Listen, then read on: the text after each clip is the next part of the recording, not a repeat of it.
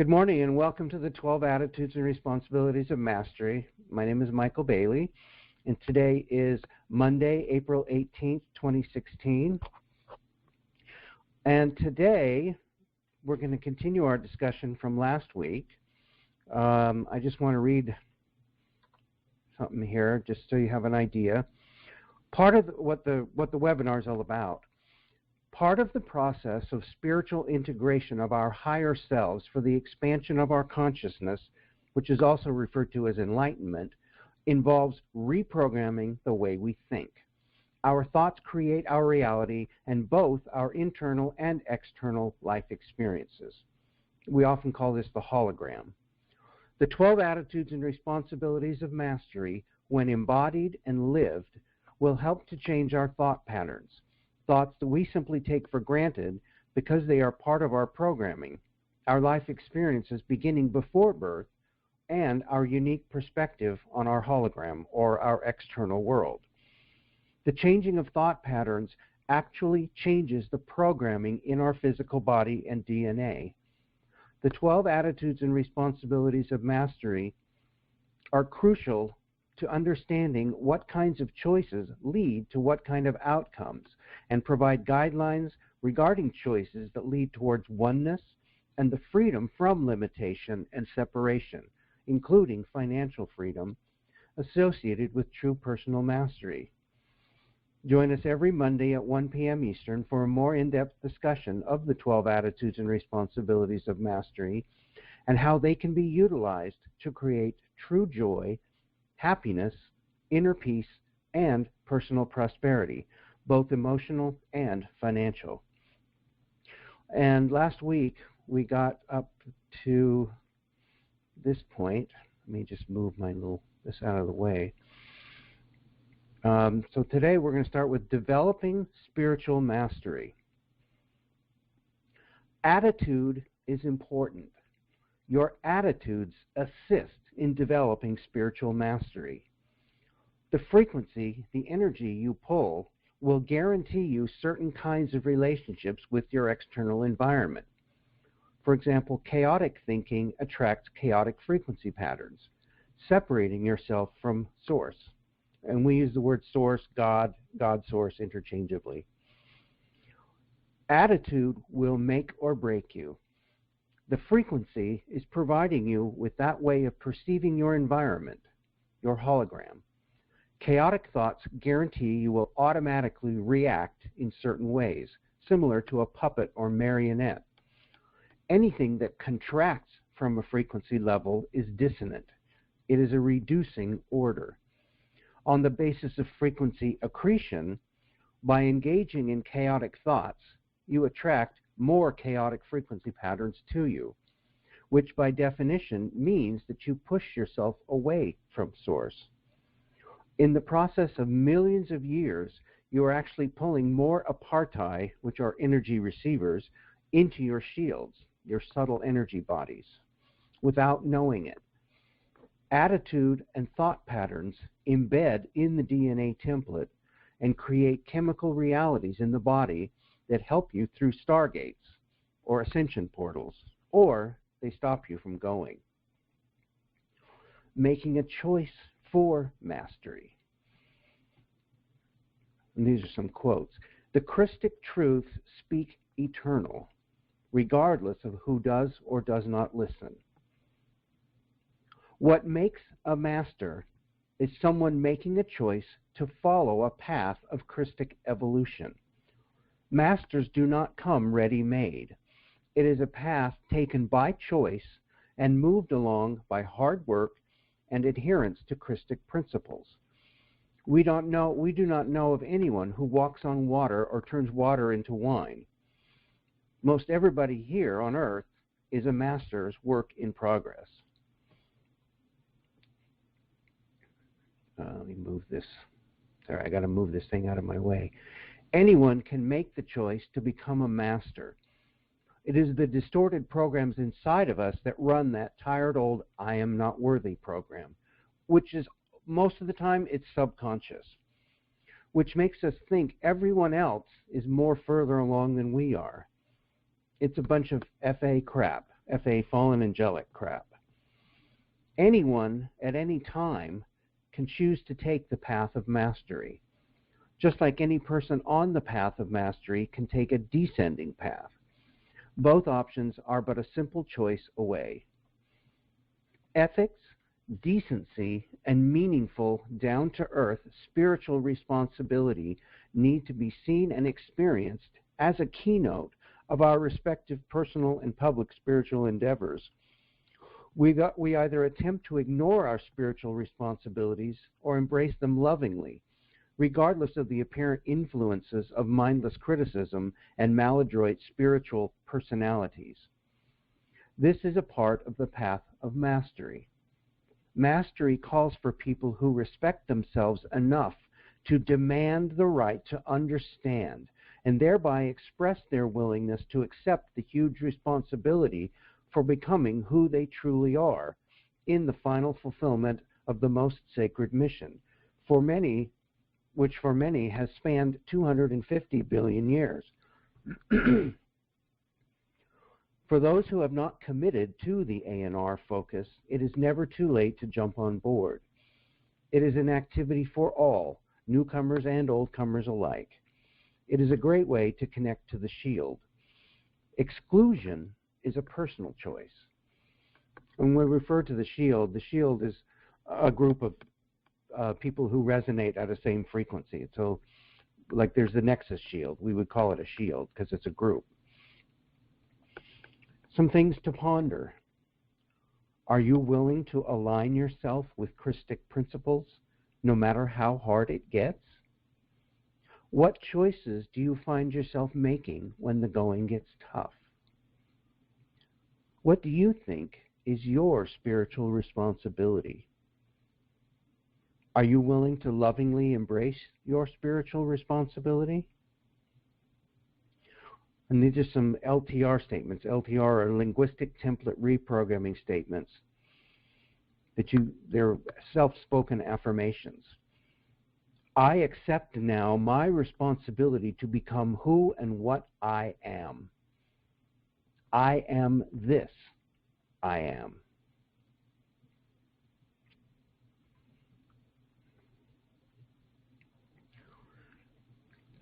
Arrogance and spiritual violation. There are times when we demand that others justify their existence and perspectives in precise accordance with our presently limited concepts and ideas pertaining to the nature of reality.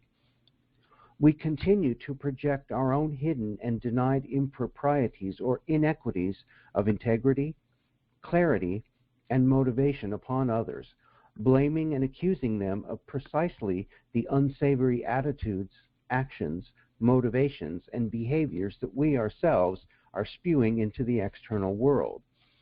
We often fail to recognize what utter arrogance, spiritual violation of others, spiritual denial of ourselves, and absolute immaturity and ignorance that this type of demand of justification from others implies.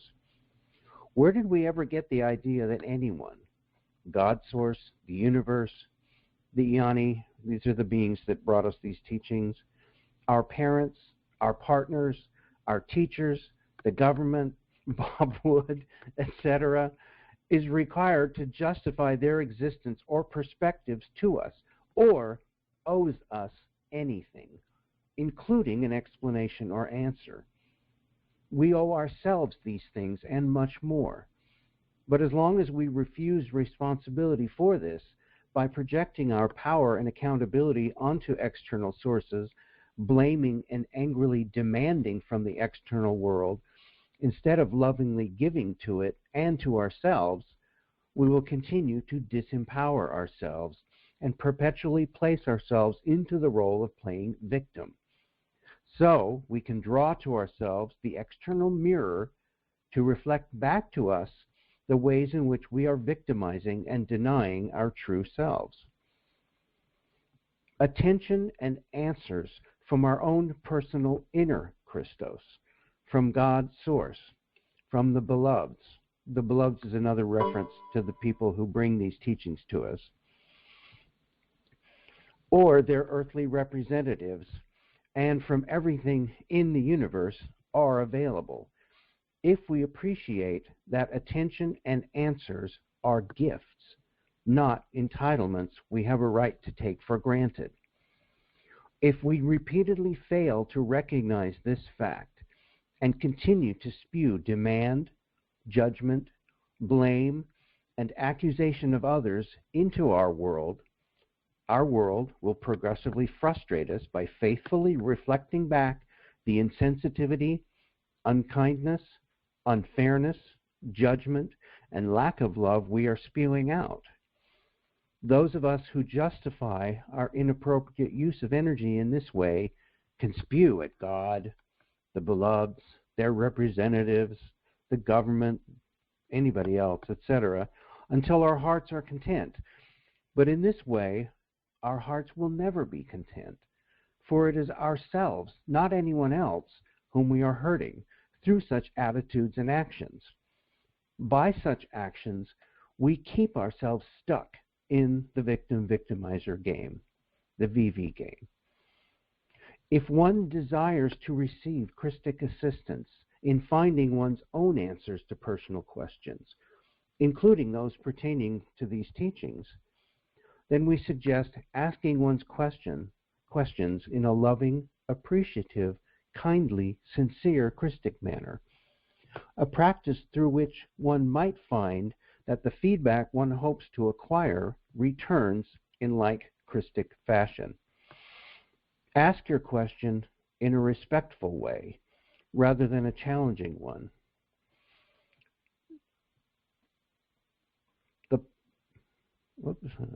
The posture of "I asked a question, I deserve an answer" mode reeks of entitlement issues, victim-victimizer scenarios, and you will most probably get sent the 12 attitudes of responsibility in response to your question. It will help if you demonstrate some responsibility for your own enlightenment, perhaps asking people to be directed to where you could find this information. It is not anyone else's job to show anyone anything. The answer is always found in the quest, the internal process that matures us as we experience these questions and find the answers ourselves. Therein lies the true power and the gift that the question brings. It is not anyone else's role to provide those answers for another. Once one has learned and embodied the lessons of divine love and power, one recognizes that the greatest joy is in the giving, not in the taking, and that the greatest power is in the being, not in the controlling. The Emerald Order teachings hold sacred the law of one. Judgment and elitism have no place. And here are some thoughts to ponder. When you want answers about something, do you do the bulk of the work in researching the answers? When you have questions about something, do you get upset if someone does not answer all the questions, but instead directs you to where you can find your own answers? Excuse me. Here are some linguistic template reprogramming statements. I now take full responsibility for my own enlightenment. I am finding the answers to my questions now. I am divine love, power, wisdom, and knowledge. I am this, I am. Okay, a violation of spiritual integrity. We can stay focused on the most important task right now, and that is clearing our own template and healing the distortions that are there through diligence with the techniques. And I'll just say there are a number of techniques that come with these teachings. Clearing our template right now is planetary service of the highest magnitude, because the more we clear, the more we can carry out with us, serving as hosts. It is a violation of someone's spiritual integrity to scan or check their fields without permission. The condition of someone else's fields is not our business. It is also not safe. It leaves us open to intrusion by energies in their fields that might not have our best interests at heart. What I'm speaking about here is many people who are attracted to these teachings are psychic, and they can read other people's fields. This is what they're talking about here. The best protection is not to probe in another's fields. It is psychic intrusion and a violation of someone's space. We should tend to our own gardens and stay focused on being the best holders of frequency we can be. Working every day with the attitudes and responsibilities of mastery will help us stabilize the incoming frequencies as we heal our own templates. So if you're probing in someone else's fields and there's something that's not so nice there, it can actually come back at you because you've opened yourself up to it. The power of thought. The angelic mind looks at things differently. It recognizes that as a conscious being, it has a choice as to which ideas it will represent. Everything is a choice. You have the responsibility for learning to observe your thoughts. Become mindful. Become aware of what is going on in your mind. No matter how awful your thoughts may be, if you allow them to move through you, they change into something else by the way you react to it, because you add energy to it. As an example, if you feel fear, if something happens and you feel fear, rather than trying to suppress it, allow the fear to move through you. Don't try to stop it. Just let it move through you. Because emotion is exactly that. Emotion. Energy in motion. And when you try to slow it down or to stop it, it gets trapped in your fields, in your shields, and eventually density builds up, and this is how disease and illness are created. Literally, cancer starts this way. Your thoughts affect your DNA template.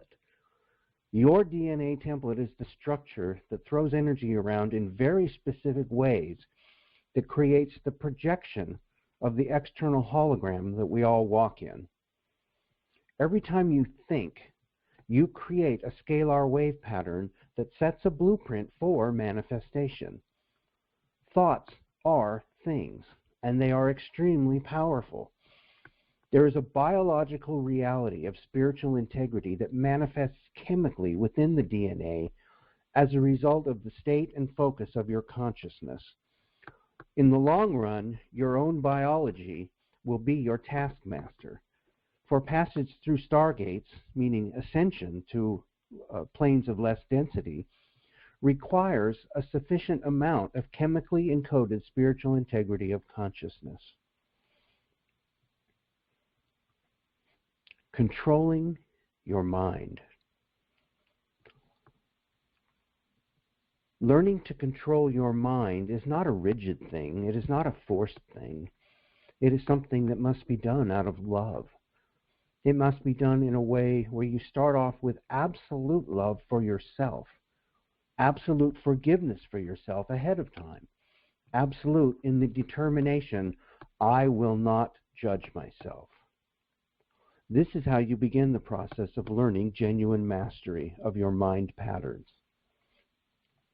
If you experience chaotic patterns from the D2 elemental emotional body, D2 meaning dimension 2, we suggest you use your mental body to first acknowledge it, then let it move through you. If you repress emotion because it does not feel good, and you use your mind as a dictator instead of as a liberator, you will simply tie yourself in knots. You will not help your manifestation process. You will not do spiritual integration, and you will not set yourself free. It is time to become aware of stuff that needs to be cleaned up. It is a good time to clean it up. And the best place to start is with what you are going to let yourself think about. We do not want to manifest at the speed of thought until we are clear. We need to fix the thought generator machine first. I mean, think about it for a minute. What would the world be like if everything we thought suddenly manifested instantly? We must clear ourselves, heal things that lead us into reversals, integrate the shadow, and learn responsible manifestation. Otherwise, if you get this power back and you're having a bad day, you can really manifest yourself a worse one.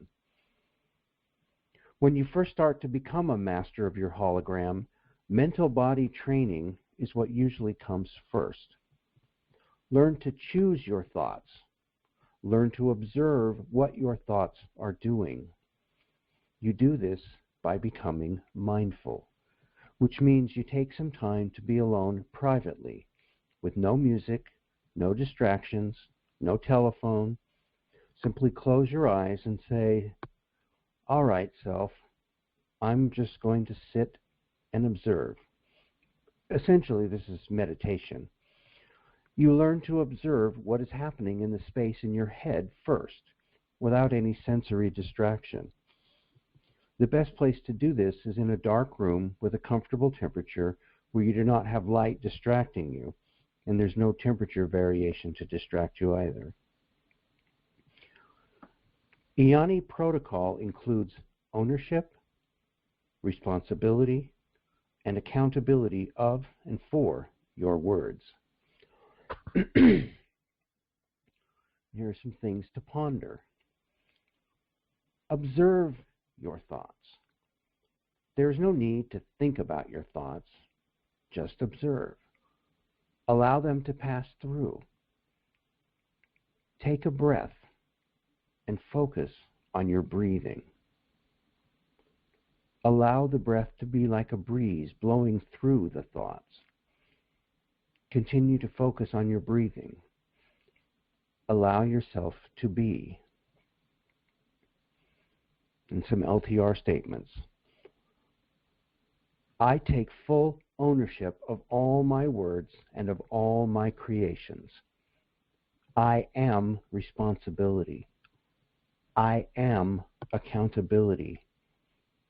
I am absolute love.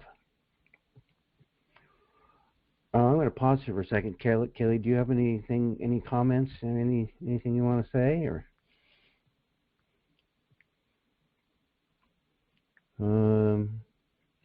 let me make sure your mic is. Yeah. Okay. Can you hear me now, Michael? I can. Okay. No, I'm just trying to soak all this in. Okay, I'll keep reading. I think I may have read this before, so I may do another recording. I'll go back and check. Anyway, coming back into balance. In other words, restoring to a state of health. The natural template for humans, for all things actually, is divine health. It is that balance between the negative and the positive, that center point of engaged detachment that creates eternal divine health. That is where the balance is. That is the path of joy. When you're able to follow that balance, you can take one day or maybe 1 week at a time. Sometimes it's just 1 hour at a time. I will go through this week and see what next week pops up. Most often we do not say to ourselves, okay, this week has been an interesting experience that I created. I'm going to create a better experience next week. Some of us now are starting to get the fact we are the creators and the manifestors of our experience. And we say, I intend to create a better week. I say it now. This is a very important point because I know a very common, well, I'll call it a misconception, is that only God creates. Human beings were created in the image and similitude of God, which means that we are co-creators, and we create and manifest our own existence.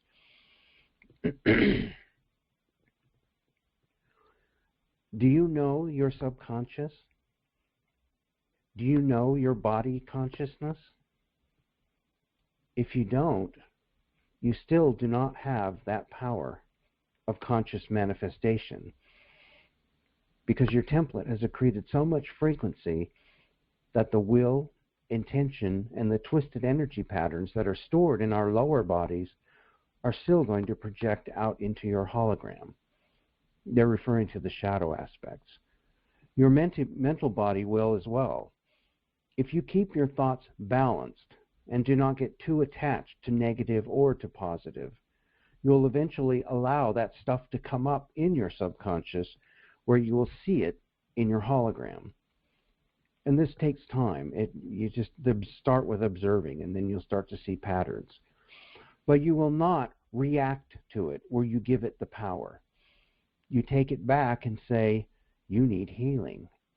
And you just take in a part of yourself that was out of control and assemble it back into yourself.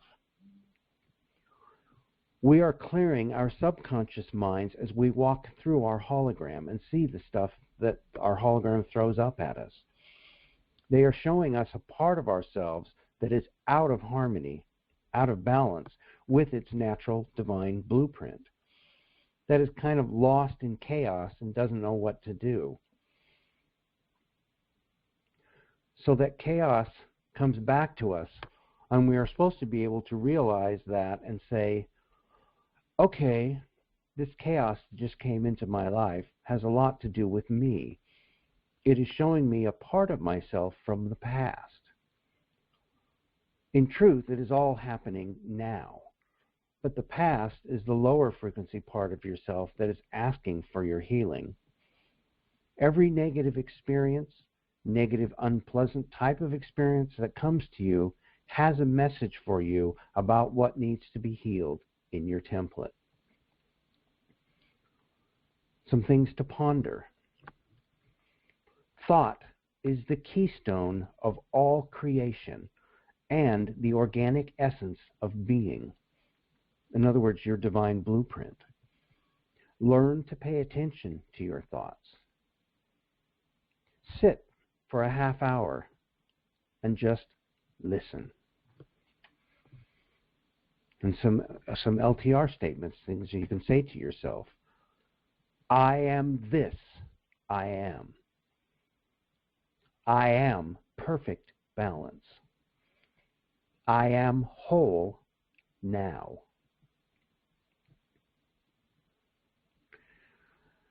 Fear. False evidence appearing real. Attitude is important. Your attitude determines the integrity of your DNA template. And your DNA template determines your path of evolution. Fear is a biochemically carried experiential emotional translation of God's source within, denying ideas, beliefs, judgments, and labels that you hold as energy patterns within the conscious and subconscious mind. These energy patterns direct the biochemical realities through which the sensation of emotional fear is experienced. The experience of fear emerges when you label the benign reality of what is through the distortion lens of polarized duality, while denying the existence, love, safety, and infinite power of manifestation inherent to the God source within you. As we become more healed, we bring in more of our higher consciousness, which begins to activate something called our flame bodies, which affect the tribal shield. The tribal shield is your extended family, your extended soul family, because our personal shields are literally within the larger tribal shield, which is ensconced within the larger planetary shield, which is part of the larger solar shield. And all the planets in our solar system are part of it, which are also part of the galactic shield, and up and up and up all the way. It counts what we do with ourselves and our frequency. As we heal ourselves, we help to heal each other, the planet, and other life forms on the planet.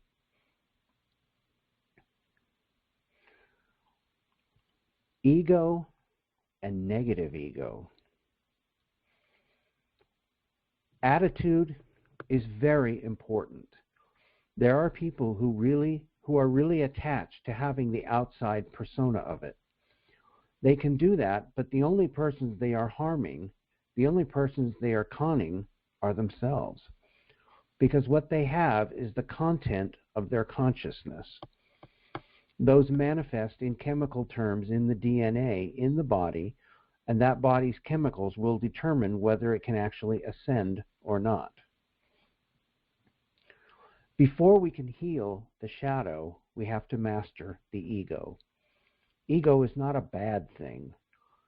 Ego is simply the part of you that looks out on 3D, the reality here. Your ego is part of your mental body. And your mental body is the natural CEO, or person in charge of your ego.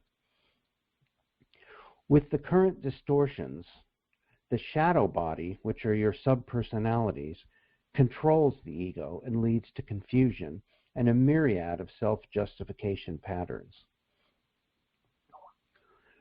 The ego, in a lot of New Age teachings, they talk about annihilating the ego, and I just don't agree with that. When the ego is directed subliminally by the shadow, it becomes negative ego that runs around in circles with its head cut off, and it blames everybody else for its misery. It doesn't know what to do with itself because it feels totally out of control, and it feels limited. There are many of us very in touch with that feeling. Negative ego is when the mental body gets confused and creates all sorts of self-justification patterns. And this is where we really get into the VV game too. Because it really believes it is worthless. It has to prove its worth to itself or in comparison to others. So it creates all sorts of compensation patterns. For example, because it feels inferior, it walks around being arrogant. And it tries to act really cool because it needs to believe it is really cool because it feels so horrible, tiny, and pathetic. People with negative ego come from a place of not fully remembering their connection to God, the inner Christos within, the God source within. We are all divine beings. We are all created equal. Whether or not we have equal level of this or that, we are of equal value. We are all blessed, and God really loves us. There is a God that loves us, and we have an auto-guidance system right within ourselves that will guide us through the worst of anything if we only listen and learn to hear it and to trust it. You do not need negative ego. Negative ego is to protect the personality when it believes it does not have any connection to anything else, a personality who feels lost in space-time. The negative ego is what a lot of spiritual traditions try to annihilate and make go away. You cannot get rid of it. It is a part of you. You need to heal it and integrate it, not annihilate it. Basically, there are two realities that can be experienced in density: pure love and lack of pure love. Out of lack of pure love comes every negative emotion, every negative response pattern, and every ego compensation pattern. Here, the ego tries to make itself more important, or it gives itself the right to inflict things on others in order to sustain itself. And it'll use, I have the right to survive, so I can do whatever I need to survive. Justification patterns. Only frightened egos do that. Egos that do not remember their connection to Source and do not feel it anymore. When you feel the frequency connection between those higher worlds coming all the way down through and into your world, you are never separate from God. You live that and you walk it. You cannot hurt another thing. You also will have enough self-respect to not allow other things, people, places, or things to damage you. Those are called healthy boundaries. The best thing we can do to help the planet and anyone else right now is to help ourselves, to begin to heal our shadows, to begin to not be afraid. Recognize and drill it into your mental body. Fear is a choice. Fear is a choice. Don't believe the garbage that scientists tell you. There is an energy that comes up from the body. You can label it anything you want. You can label it as disharmonic energy that just came up from the body. I used to call that fear. I can still call it fear. But it is something that I do not have to process as fear.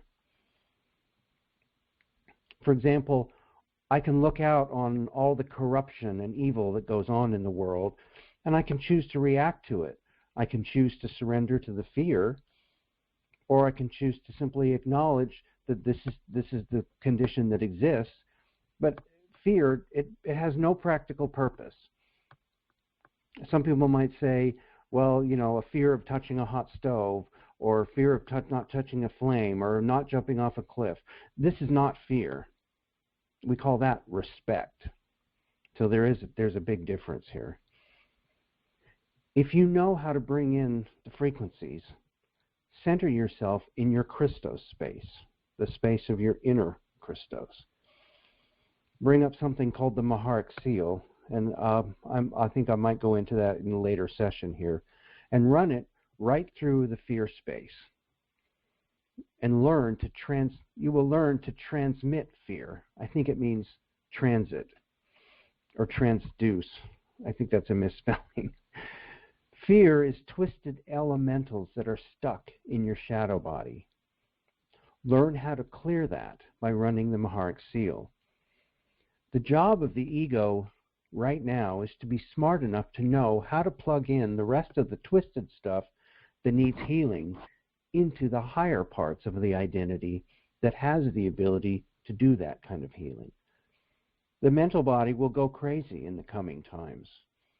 If you can come to trust that the universe is always on time and that it always expresses in the right divine manner, the job of the ego is to recognize what that might look like.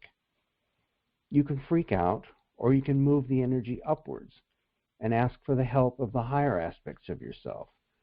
We refer to this as going vertical, whereas going horizontal would be to ask people out in your friends, externals. But going vertical is going up to your higher aspects for source and saying, higher self, you have a better perspective. I trust you. I surrender my will to you. If you don't know where they are, you're going to explode. That's why people freak out. They don't know they have the resource systems of their higher aspects. This knowledge was buried here on earth so people would feel disempowered, so the shadow world could reign.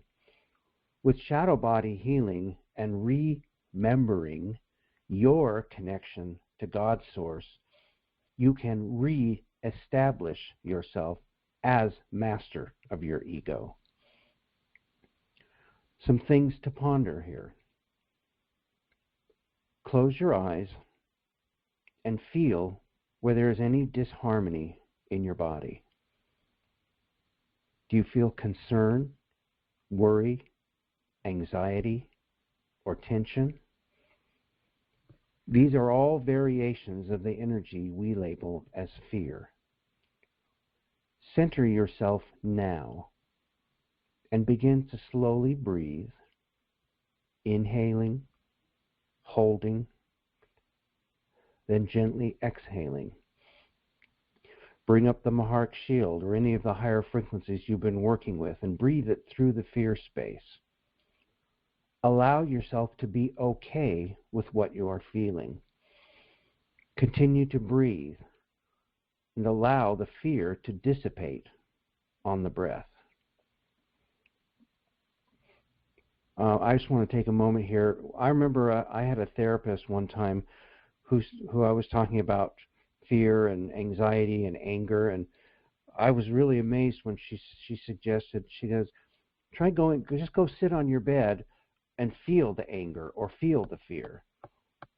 And at first I was like, what? But I was kind of intrigued.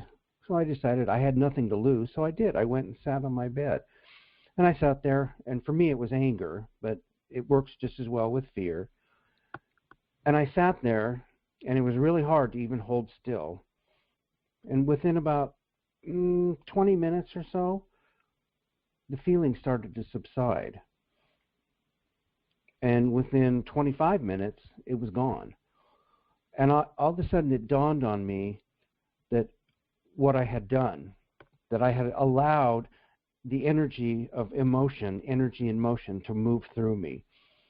And what I found was that particular fear or that particular anger never came up again. This is what being a master is all about. I am my Christos self now. I am the still point of eternal love. I am this. I am.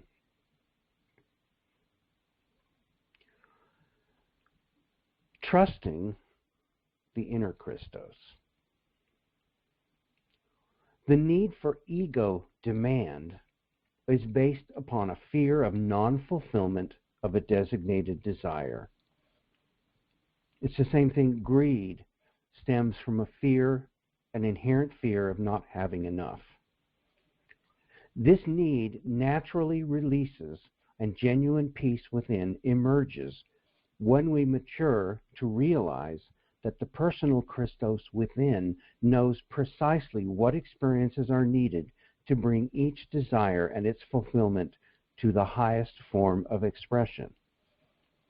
We become a collective of people who remember and consistently apply the priority of the inner Christos and approach power delegation through loving, mutually supportive cooperation and co-creation.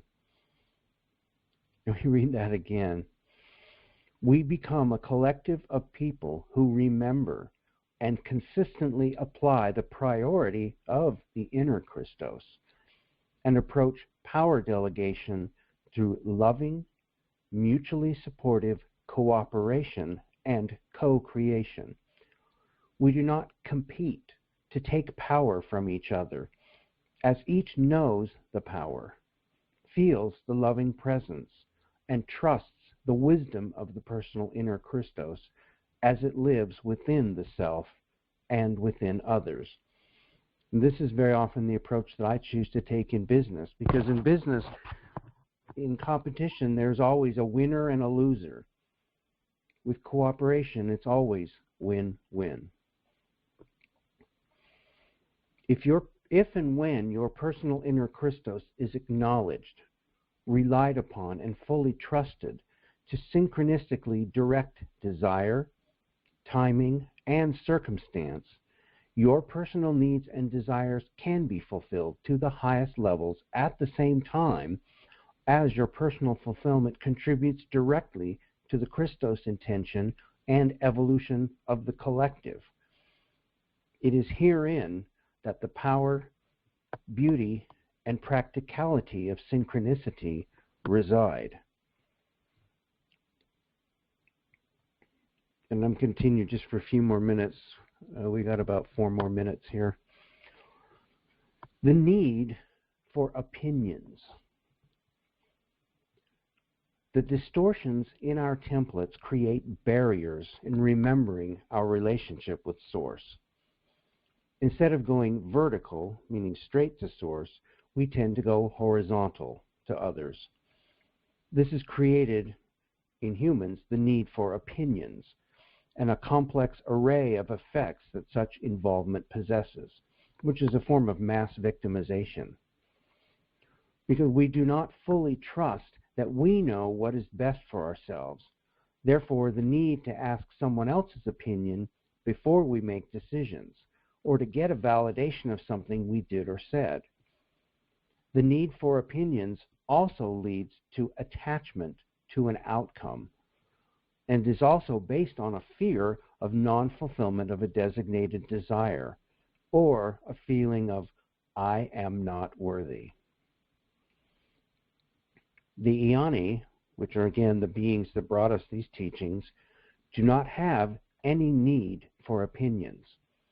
They have preferences instead, and understand how to match frequency accretion and frequency holding with an interrelated array of creative intention, such that they are truly independent and detached from actual outcomes.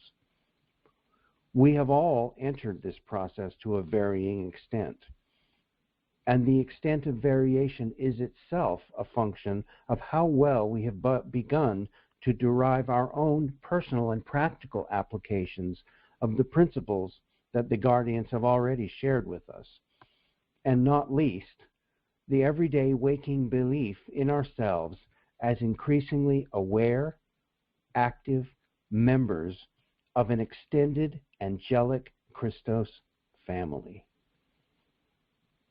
And remembering that, that's part of my reality, is I remember these things. I remember that I'm a part of a very large family where everyone loves everyone else. There is no crime, there's no strife, there's no poverty. They don't even use money, but that's another story. But because they've all learned to be the highest that they can be. And with that, I think we're going to close for the day. Any closing comments, Kelly? Well, that's a great place to leave, to close out the call for today, because it's definitely something to think about. It was very good today. I enjoyed your story about fear. That's pretty amazing. And I really like, because this whole awakening or this whole transition into decentralization that's taking place in a lot of different forms is all about going within. So that's what I pulled away from today, really, is the Christos is within, and going vertical, like you said, instead of going horizontal. So loved it. I love it. I mean, this is a life that I myself have chosen to live and embody and embrace, and I can tell you that it's brought me just love and peace and joy and happiness in the simplest little things. One of my most joyous moments of the day is at night when at 10 o'clock comes around. I don't shut the computer off, but I walk away from it. I turn everything off, and I take my meds, and I give my dog, his little supplements, and he follows me up to bed, and I climb into bed, and I spend an hour basically, in meditation. And my dog curls up right next to me, and now he practically lays right on top of me. And what I come to realize is that love, even from a dog, it doesn't matter. I mean, the dog is just as much a part of God's source as I am. And it's just amazing how much I just enjoy the moment of just being there with him and knowing that I love him and he loves me. It's a constant reminder, because that's the time I also take to kind of have a conversation with the extended angelic Christos family that they refer to. Because for me, they're always here now. They're just in a different frequency band, so they can't be seen, but I definitely feel their presence. So that's awesome. Well, talking about dogs, I've always loved animals, but since I've been in this space of awakening, and it's really been in the last Well, they've helped me so much since 2011. They've really been my support, these two little guys.